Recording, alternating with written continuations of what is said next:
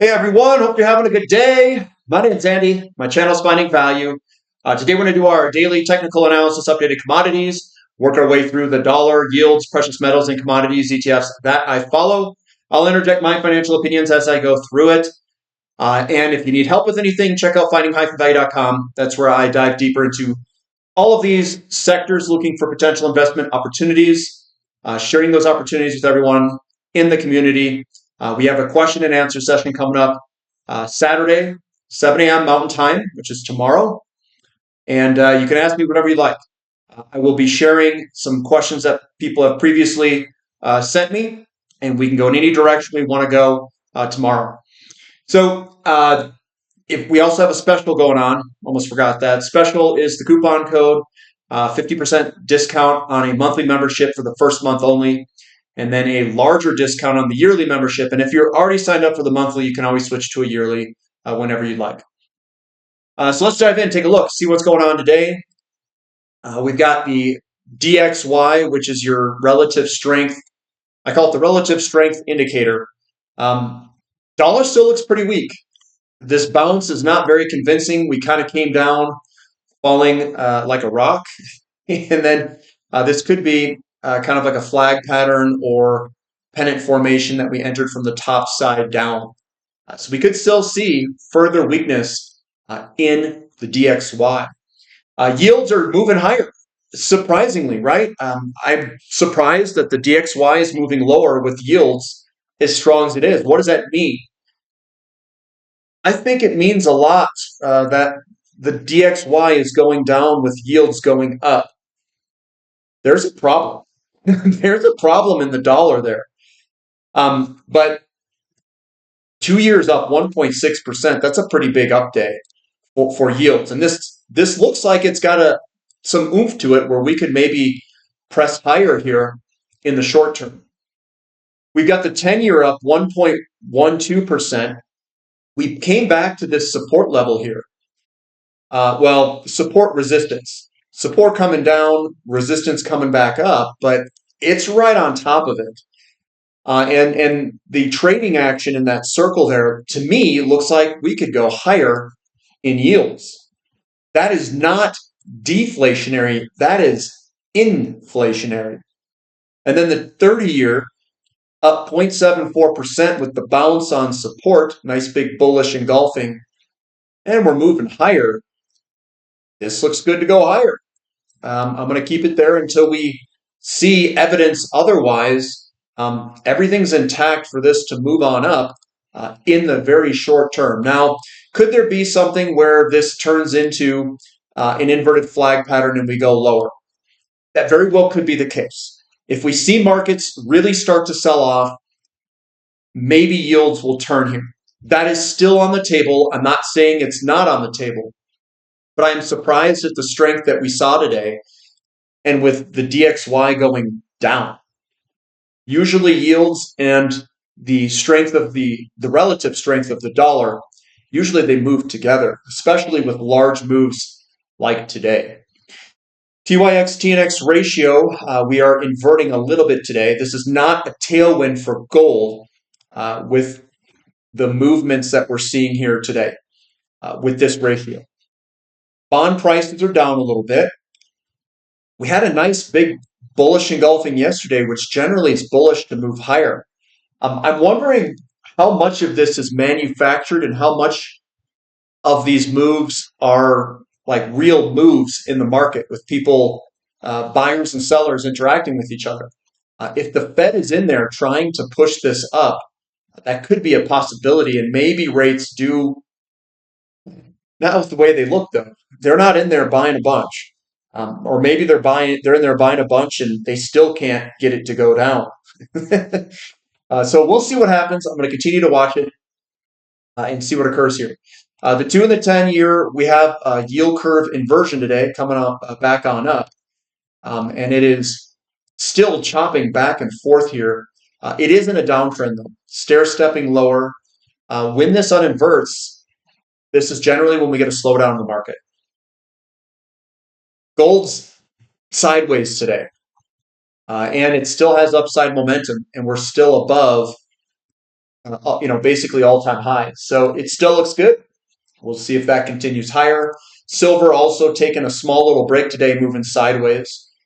Still looks good, sitting on top of everything, and it is in an uptrend. Platinum up 0.52%. It's still trying to break through this long-term resistance line, and we're right there trying to do it. I do think it's going to break, and I do think we're going to have a big move in platinum at some point. Palladium's up about 1% today. A little wick at the top, almost like someone's trying to slow this move down, but that's broken the downtrend. It looks good. We're above support. Everything looks a-okay. GDX up 1%, GDXJ up about 1%, and SILJ up about 1%. And they all look good. To me, this looks like a double bottom that's playing out. A lot of times you can kind of draw a line there, get these double bottoms that form, and then we move on higher. So they all look really good, and they're well set up to move on higher. XAU to gold ratio is up 1.12% with gold basically sideways and the mining companies moving up about 1%. We're moving on up. And again, this is from a ridiculously low price. We have a long runway of valuation to make ground for gold and silver mining companies to outperform gold. Crude oil up 0.9%. We're chopping sideways here. Are we going to break higher or are we going to break lower? Don't know. What I can say is longer term charts, I think crude oil is going to go up. Shorter term here, big question mark. We don't know. Is it going to break down and get down into the low 60s or something like that? It's a possibility.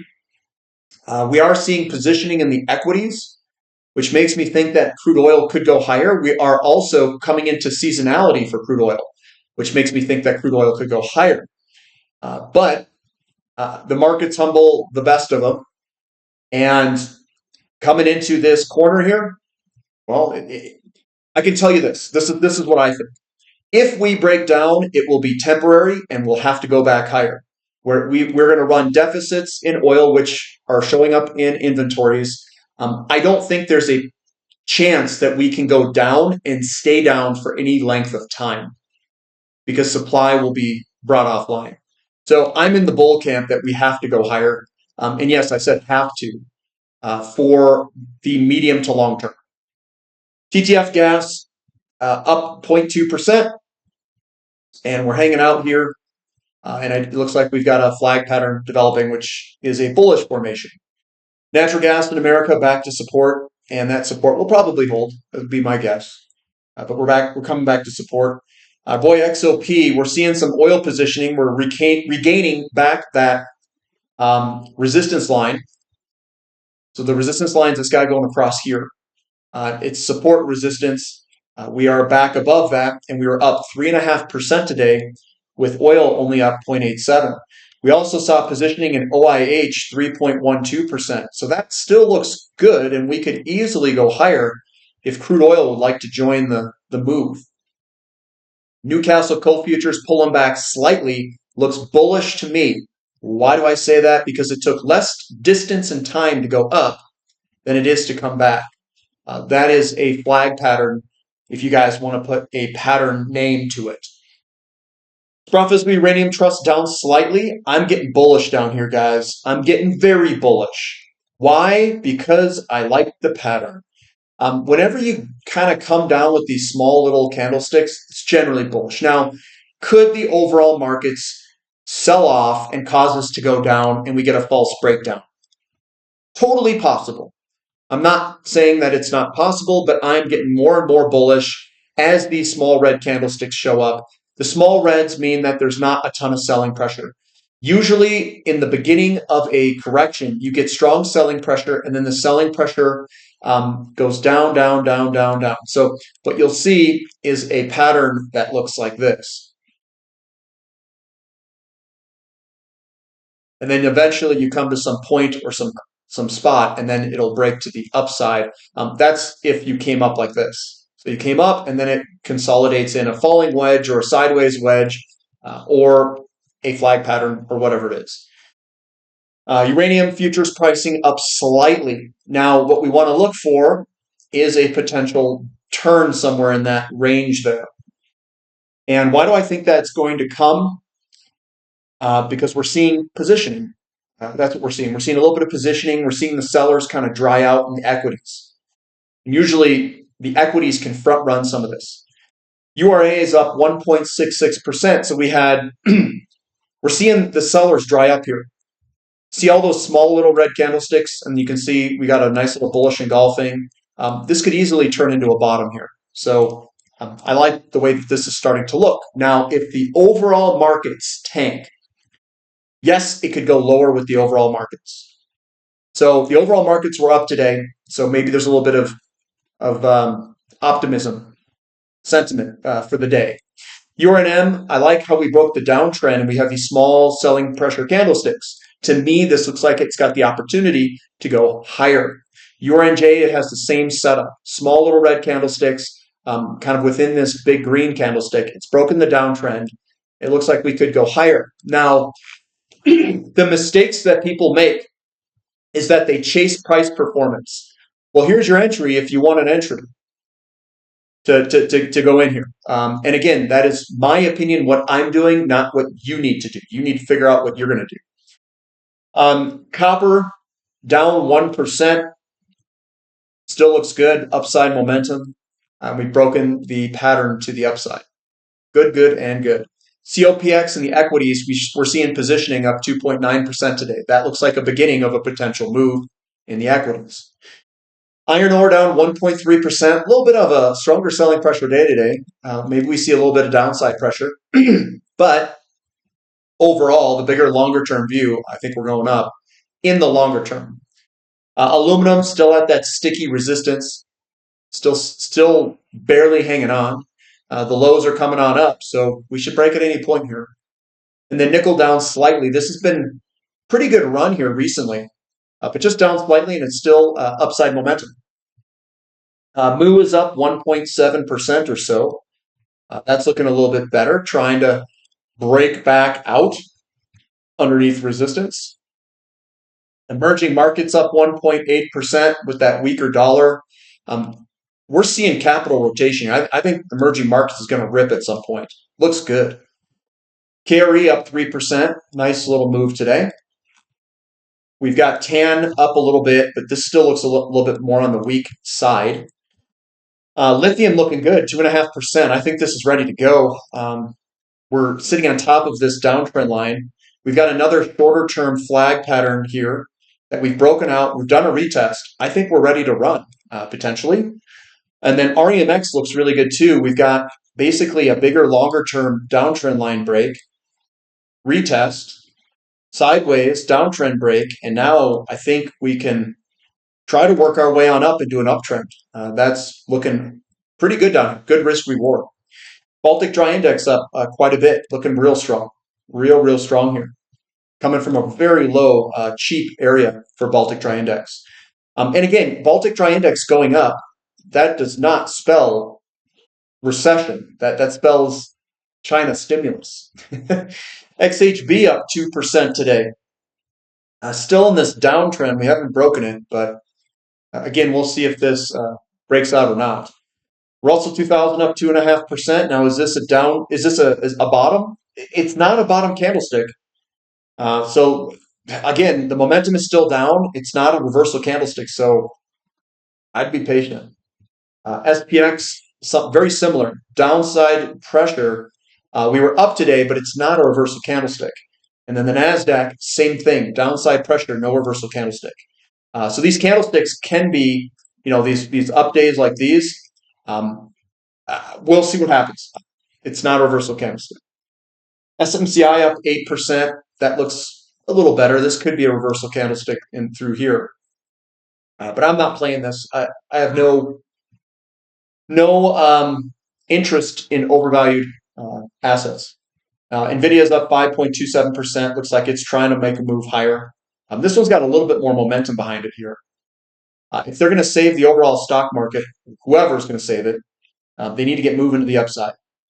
Bitcoin's up 4.6%. Nice little bullish engulfing. We'll see if this downtrend momentum can be reversed here or not. We'll see follow through or not.